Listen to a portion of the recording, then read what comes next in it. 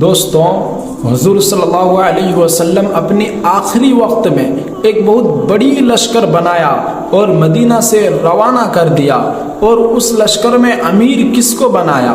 اور مدینہ سے روانہ کرنے کے بعد حضور صلی اللہ علیہ وسلم کا وصال، اور حضور صلی اللہ علیہ وسلم کے وصال کے وقت حضرت ابو بکر صدیق رضی اللہ عنہ کے عقل مندی تو آج کے اس ویڈیو میں جانیں گے۔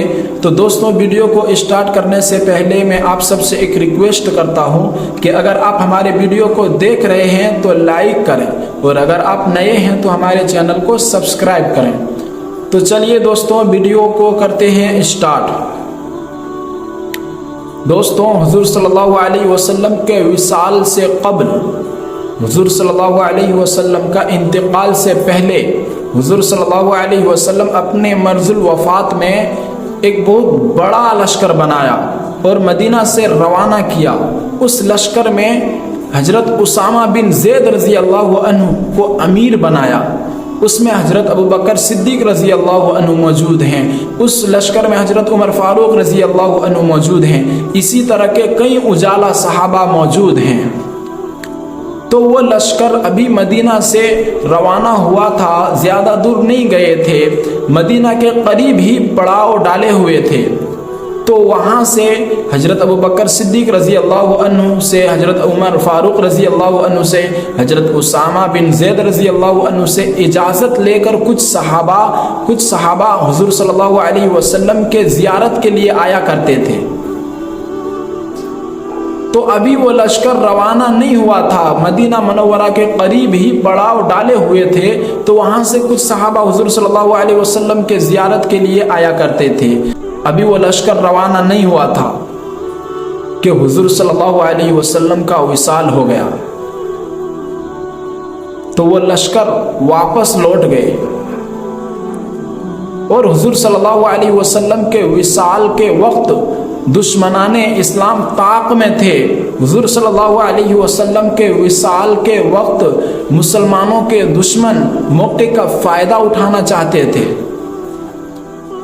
مدینہ منورہ میں مسلمانوں کے اندر غم چھائے ہوئے تھے، مدینہ کے لوگ غمزدہ تھے، تمام مسلمان غمزدہ تھے۔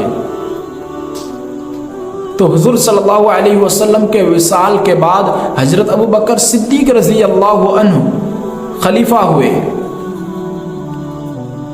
حضرت ابو بکر صدیق رضی اللہ عنہ خلیفہ ہوئے، اس کے بعد حضرت ابو بکر صدیق رضی اللہ عنہ نے اس لشکر کو روانہ فرمایا۔ اسامہ بن زید رضی اللہ عنہ کے لشکر کو لے کر مدینہ میں بہت سارے اختلاف تھے۔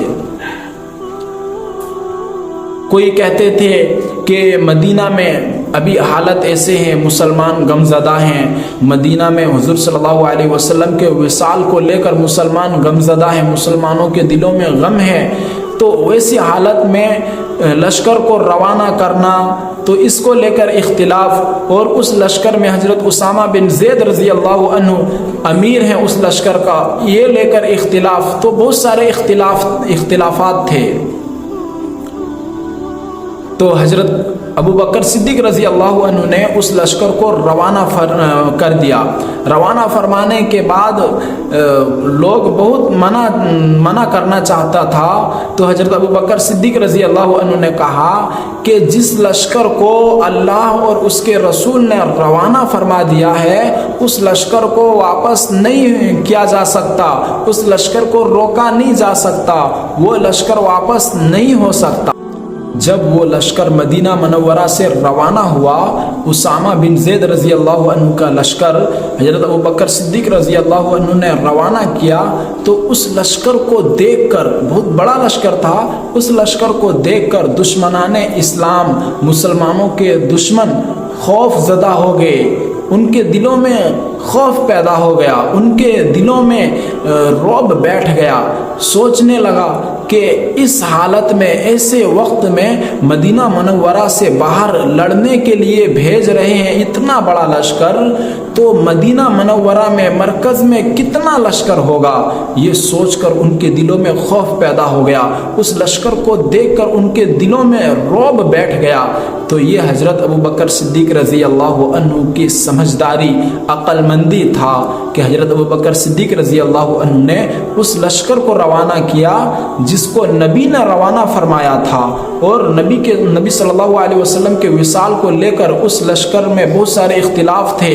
विसाल के बाद उस लश्कर को रोकना चाहा, लेकिन हज़रत अबू बकर सिद्दीक़ रज़ी अल्लाह अन्हु ने उस लश्कर को रवाना फरमाया। ये हज़रत अबू बकर सिद्दीक़ रज़ी अल्लाह अन्हु के अक्लमंदी था। तो दोस्तों, जैसा कि आप सब जानते हो कि हज़रत मोहम्मद सल्लल्लाहु अलैहि वसल्लम के मकाम व मर्तबा के बाद अगर किसी का मकाम व मर्तबा है तो वो है हज़रत अबू बकर सिद्दीक़ रज़ी अल्लाह अन्हु का। तो दोस्तों, जो लश्कर रवाना फरमाया था हज़रत अबू बकर सिद्दीक़ रज़ी अल्लाह अन्हु ने, हज़रत उसामा बिन ज़ैद रज़ी अल्लाह अन्हु का लश्कर, तो वो लश्कर कुछ ही दिनों में फतहयाब होकर वापस लौटा।